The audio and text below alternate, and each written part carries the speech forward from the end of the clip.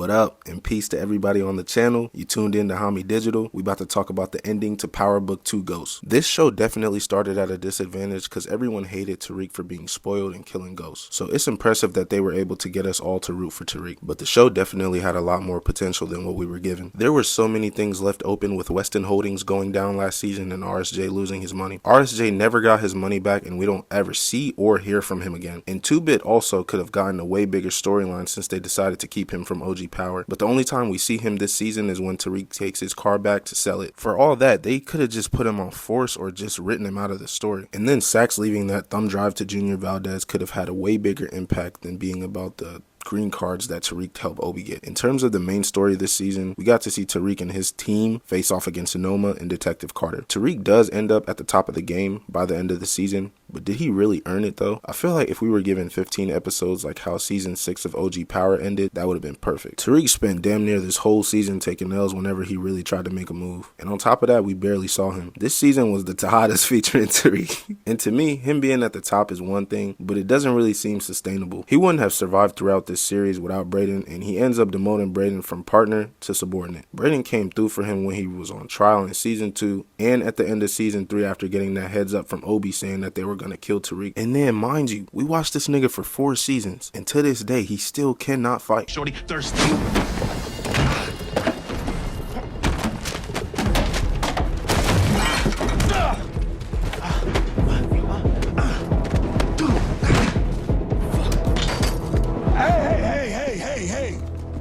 And I know he shouldn't have to with his current position because he's supposed to be the ghost in the machine, but somebody is bound to find out who's the head of his operation and try to take him out. Being strapped isn't enough because if that was the case, they would have taken out Zion way easier than how things went down.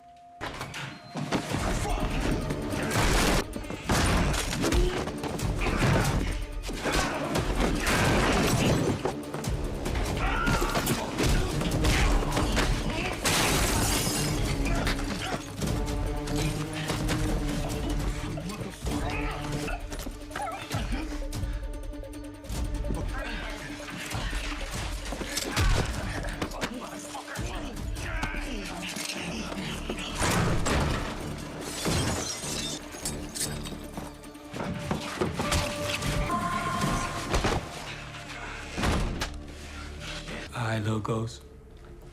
I see you. No more.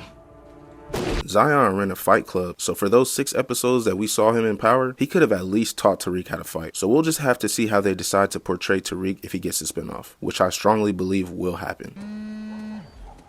Yo, I heard from you in a minute. Yeah, I do. What the fuck is going on though? Alright, so tell them niggas to bring the smoke. We'll come lay them the fuck out. Simple. Come on, we family for life. Send me the details, and I'll be there. I'm on my way. But this season was one of very few real consequences for the characters. Tariq killed Salim and his body never comes back up. Brayden kills the dealer that sold L that fent and nothing happens with that. And Kane shoots Noma in the head in front of the police, has a shootout with these niggas, and then just disappears like he's fucking Batman. He got hit too and he was bleeding, so I don't know how he was able to get away, but it's cool. I'm gonna let that slide. Only cause he actually got down to business instead of just talking like Tariq did when he finally got the ups on Carter. And then with all that happened with Carter's storyline, you'd think Congressman Tate would be the one to off that nigga or at least get him put in cuffs, but nah. We see him those 2 times after his brother dies, and then he just takes Carter's word for the Russians being the ones who smoked Kamal. They were just writing whatever this season. And who thought it would be a good idea to introduce Effie's mom in episode 8 of the final season of the show? Like, come on now, bro. But no, they gave us a whole new character to play her mom. Drew and Diana are also forgiven for trying to get Monet, Tariq, and Tasha killed. If Tariq really wants to stay in a position of power, he's gonna have to learn how to get rid of people that betrayed him, let alone multiple times. Effie got this nigga kicked out of school, fucked his op, almost got him killed, and he's still working with her and expecting her to report to him now. Effie, we're gonna be overseeing the colleges, running shit through Course Perfect like back in the old days. He's lucky Kane can't come back to New York anytime soon, because he definitely wouldn't sit back and watch Tariq in that position. And to top things off, one of the niggas who killed Monet is the one supplying him. Speaking of Monet, she went out like a G.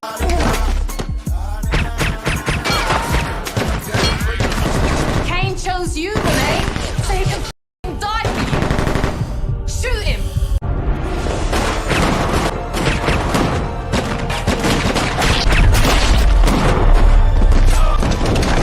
flashbacks show us that she's always been a horrible mother, but in a weird way, she also always looked out for her kids. She spent damn near the whole series being tough on all of them, but especially Kane. Before Monet gets smoked, Noma gives Kane one more chance to turn on her, and here's where we see a whole different side to Kane. He says as a kid he was hurt by an older dude and Monet saved him so he'll never turn on her, and she gives her life up to save him. In my opinion, they definitely redeemed Monet's character. And then Diana spent the entire series trying to avoid becoming her mother just for life to turn her into Monet anyway. I really didn't expect her to smoke Anya, but I swear I was glad when she did. Noma fucked around and found out. The Tejadas can't get Monet back, but they ended Noma's bloodline, so they got their revenge, and they made her suffer before she got smoked. I just wish we saw Detective Carter get smoked by Tate. To me, it was kind of stupid to bring Rashad Tate back for 2 scenes and then end Detective Carter's story the way they did. Tariq still could have had Nico arrest Carter and then hop on a call with Rashad Tate to make sure Carter gets what he deserves. But instead, we just see Nico escorting Carter out and we don't hear anything else about him through the rest of the episode. Hopefully we see him again in the spinoff, or at least hear about him so we can see what's up with him, because I feel like his character still has a lot of potential. And I'm not even gonna lie to you, bro. I'm one of the niggas who thought Ghost might have a chance of coming back, because they left way too much open with his death. But we're not even about to get into that. Him coming back was one of my 2 theories. The other one revolved around the scene at the end of season 2 when Tommy catches Tariq lacking at Ghost's grave, and Tariq says, "Maybe next time you see me, I'll be worthy of his name." So no one can say like Tariq going by Ghost or taking the Ghost moniker came out of nowhere, because they clearly foreshadowed it. But if we gonna be completely honest, Tariq has not earned this name, but he has potential to be way better than Ghost was. His business is built on getting straight to the bread and not getting tied up in any emotional connections to anyone or anything involving the game. He was smart for moving his family away, because you see how many times niggas threaten to go after Tasha throughout the whole show. He also has Davis and the NYPD in his pocket, and I don't really think Nico would step out of line after seeing how Carter crashed out and tried to sell this nigga out. And Davis has to be the #1 lawyer in power, bro. You can't tell me any different. But nah, if we being completely honest, man, the show would have been better off hiring one of the fans as a writer, because some of these theories that I've seen tie up the show way better than what the writers did. But nonetheless, if you made it this far, let me hear your opinions and theories in the comments about what happened and where you think they could take things next. This was Homie Digital. Tune in next time. Peace.